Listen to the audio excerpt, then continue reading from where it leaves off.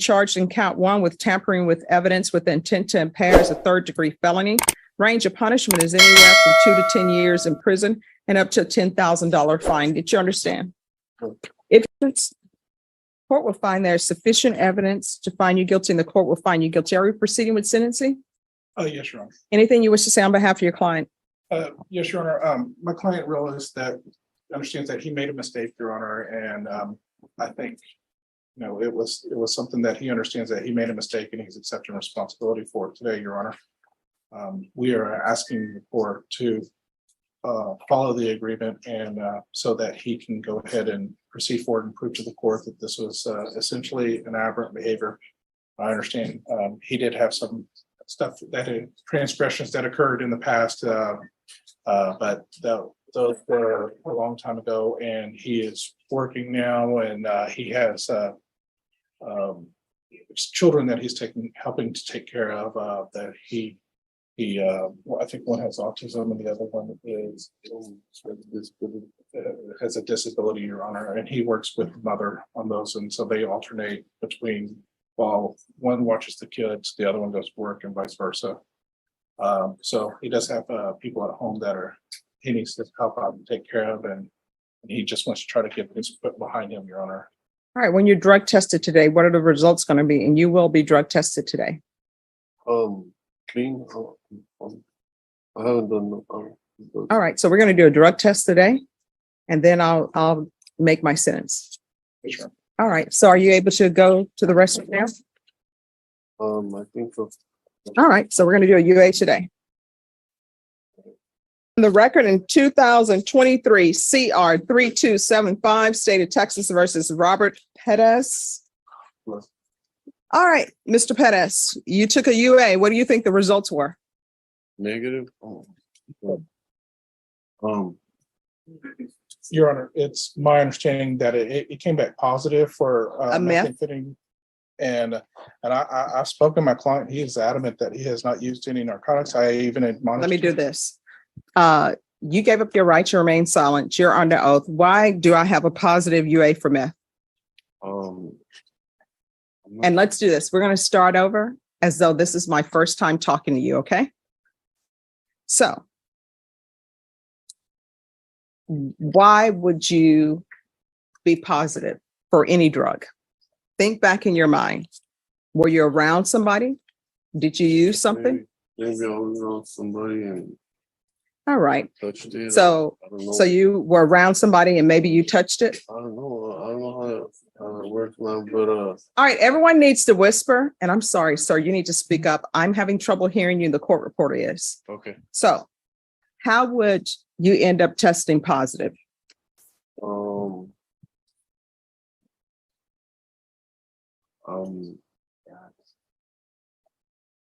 And state, I believe this is your case still.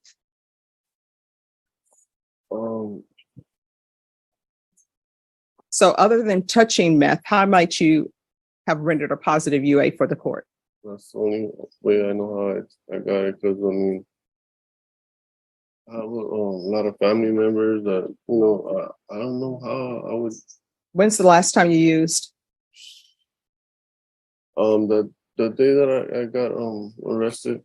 And what's your drug of choice? I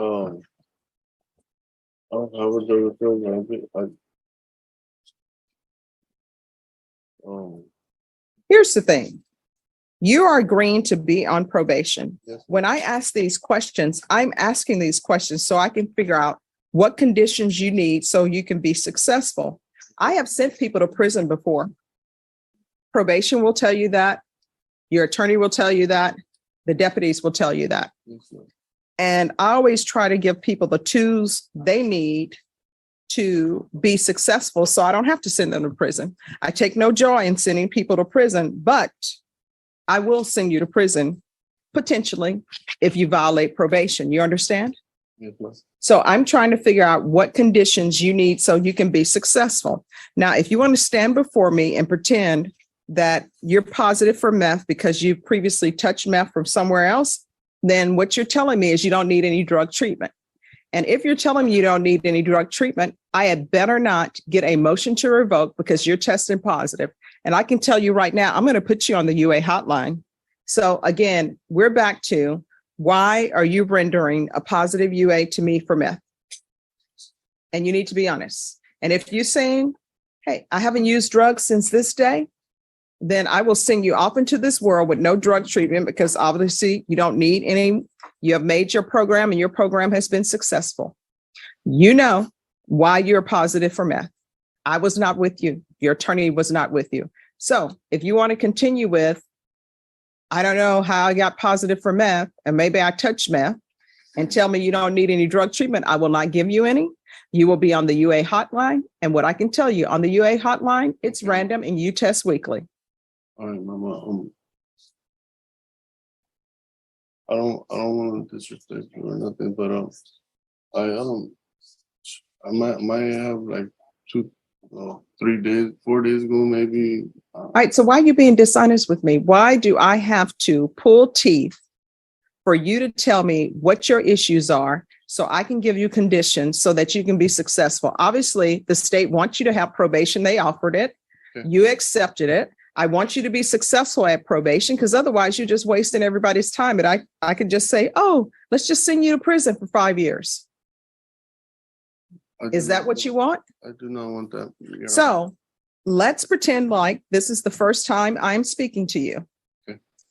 When have you been using meth, and how often? I don't, I mean, it's a recreational thing, I guess. I mean, I don't, I'm not, I would just, I don't know. I mean, Your attorney was not with you, so he doesn't know how often you use drugs. if it says positive, I guess, I mean, yeah, I'm positive, but. No, And Your Honor, It's- if I may, I've admonished him that if he was honest about any usage, that he can go ahead and tell it without repercussions of fear of additional charges or anything like that.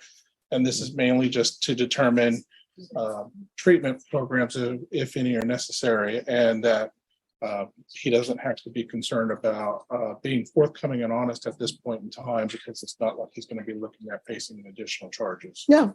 So what's your drug of choice, and how often are you using? Every weekend, I guess, I would say. Well, I mean, let's not guess. You know how often you're using drugs. And here's the thing. It is 12:46 p.m. Everybody in here wants to have lunch. Okay. Some of us, like myself, I haven't even had breakfast. So let's not have me continue to pull teeth from you. Yes, ma'am. Just be 100% honest. You're old enough. You're not a child. So just be honest with me. How often are you using meth? Like once a week now. When's the last time you used? Like 4 days ago or Don't tell me 4 days ago, because it 3 wouldn't days still ago. be in your system. 3. Was it Monday? Today is Monday. Did you use today? No, ma'am. Did you use yesterday? No, ma'am. The day before. All right, so you used on Saturday. Yeah. And were you taking care of your children on Saturday? No, ma'am. All right. So this is what the court is going to, I'm sorry, are you employed? What do you do? I'm a mechanic, ma'am. No one wants you fixing their brakes if you're high. You understand? Yes, ma'am. All right. The court is going to find you guilty, sentence you to 5 years in prison, suspended and probated for 5 years. There's to be gang supervision, $2,000 fine, probated, TAP evaluation. Follow the recommendations of TAP. If TAP recommends inpatient treatment, we'll start with intensive outpatient treatment. I'm going to want 90 sober meetings in 90 days.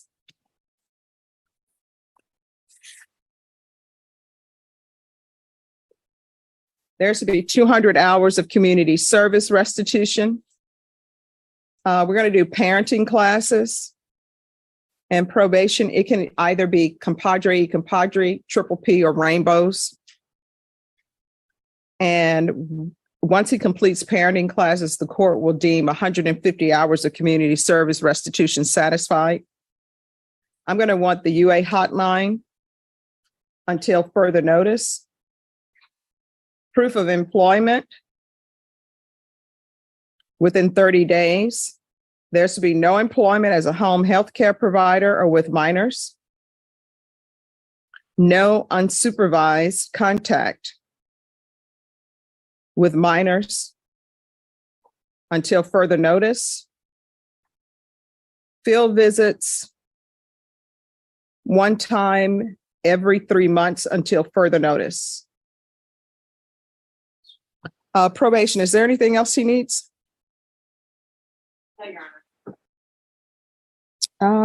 Just 1 second. Did I say regular reporting? You did not. All right, regular reporting by Zoom or in person. Okay. Is there anything else, probation? You want to do a felony drug court referral? Yes, we can do felony drug court referral, but the issue may be Oh, the gang membership. Yeah. So it's the Lost Boys or something. What is it called? It's in the police report. Yes, ma'am. LA boys. But Yeah, LA Boys. But that's when I was a kid. All right, well, we can see. When I was a kid, man. All right, what does LA stand for? Is that supposed to be Los Angeles? Lanier Athletics. Oh, Lanier Athletics. Okay. All right. Is there anything else you need from the court to be successful? No, ma'am. I'm sorry for wasting people's time. No, it's just I like for people to be honest with me, especially when everybody's trying to help you be a good father to your children and be a good citizen, okay? All right, I'm showing you that's entitled Trial Court Certification of Defendant's Rights to Appeal. Did you review that with your attorney? Did you understand it? And did you sign it? It's not. All right, because this is a plea bargain agreement, because I followed your plea bargain agreement, and because you waived your right to appeal, you do not have the court's permission to appeal. Because this is a felony conviction, you're not allowed to own or possess any weapons or ammunition. If you have a question over what a weapon or ammunition is, you'll need to speak to an attorney. You understand? Yes, ma'am. All right, we can go off the record. You're gonna have to do better. Yes, You have ma'am. children, I will. okay? I will, ma'am. All right, and if there's an issue in this court, to be successful on probation, communication is key. So if there's an issue, discuss it with probation. If you feel they're not addressing it, you can always come into court. Thank you. All right, good luck to you. Okay. I just had a quick question, just a general question. I didn't recall if you allow buying out of community service hours or not. No, not in every case. In this case, I'm not going to allow him to buy out. Okay. He needs to stay busy. Yeah, because we were discussing it and I wasn't sure if I had the correct answer because I said I thought that sometimes you allow for a food bank there or Carver Yes. Center. Yes. Okay, thank you. All right. But I will tell you, I'm saying no now to him. But if you want to come back at a different time when he's been on probation for a while, then the court will consider it. Yes, Your Honor. And I keep in touch with him and then if there's other amendments or things, we'll try to approach the court before it becomes a problem. Okay. All right. Thank you. Thank you, Judge. Have a good Please subscribe to help the channel. This courtroom hearing begins as a standard felony sentencing but quickly turns into a powerful and emotional confrontation about honesty, addiction, and personal responsibility. The defendant stands before the judge charged with tampering with evidence, a third-degree felony that carries a potential punishment of 2 to 10 years in prison. His attorney speaks first, explaining that the defendant understands he made a serious mistake and is ready to accept responsibility. The defense emphasizes that he has been working, helping care for children at home, including one with autism and another with disabilities, and wants an opportunity to prove this offense was an isolated lapse in judgment, rather than a pattern of criminal behavior. From the start, the judge makes it clear she is not eager to send anyone to prison and prefers probation when it can truly help someone succeed. However, before imposing sentence, she orders a drug test, signaling that accountability will be based on truth, not just words spoken in court. When the results return positive for methamphetamine, the atmosphere immediately changes. The judge does not yell or react emotionally. Instead, she begins carefully questioning the defendant, trying to understand the reality behind the test result. At first, the defendant denies using drugs, suggesting he may have accidentally come into contact with meth through other people. The judge pauses the proceedings and explains why honesty matters so much at this moment. She tells him that probation is not simply a lighter punishment, it is a structured opportunity to avoid prison. But it only works if the court understands the real issues he faces. If he claims he does not have a substance problem, the court cannot order treatment, and any future positive test would almost certainly lead to revocation and prison time. The judge repeatedly gives him opportunities to be truthful, explaining that she is trying to tailor conditions that will help him succeed rather than fail. She reminds him that everyone in the courtroom, probation officers, attorneys, and even the court itself, wants him to avoid prison, but success requires transparency. After several attempts and clear frustration from the judge about having to pull teeth for answers, the defendant finally begins to admit the truth. He acknowledges that he has used meth recreationally and eventually admits his usage has been happening about once a week, including just days before the hearing. That moment becomes the turning point of the case. The judge explains that addiction cannot be addressed if it is hidden, and dishonesty only sabotages the opportunity probation provides. Instead of imposing immediate incarceration, the judge crafts a detailed probation sentence designed to hold him accountable while giving him tools to change. She sentences him to 5 years in prison but suspends that sentence and places him on 5 years of probation, meaning prison remains a real consequence if he fails to comply. The conditions are extensive mandatory drug treatment evaluation, participation in intensive outpatient or inpatient treatment if recommended, 90 sober support meetings within 90 days, frequent drug testing through a random hotline system, community service hours, parenting classes, proof of employment, and regular supervision visits. She also restricts certain types of employment and contact with minors until he demonstrates stability, emphasizing public safety as well as personal rehabilitation throughout the sentencing. The judge repeatedly returns to one central theme: responsibility. She tells the defendant that she takes no pleasure in sending people to prison but will do so if probation is ignored. Her goal, she explains, is to help him become a stable father and productive citizen, not simply punish past mistakes. She challenges him directly, reminding him that his children depend on him and that continuing drug use while caring for them places everyone at risk. The courtroom shifts from tension to cautious optimism as the judge encourages him to communicate openly with probation officers and return to court if problems arise rather than hiding them. By the end of the hearing, the message is unmistakable. The court has given him a second chance, but it comes with strict expectations. Probation is framed not as freedom but as an opportunity earned through honesty and effort. The judge closes by wishing him luck while warning that future violations will leave the court with no choice but to impose prison time.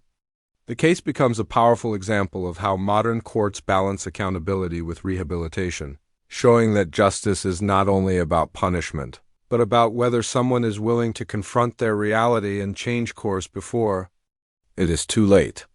If you want to see more real courtroom moments where one decision can determine a person's future, make sure to like, subscribe, and follow for more powerful legal stories that reveal how justice truly works behind the scenes.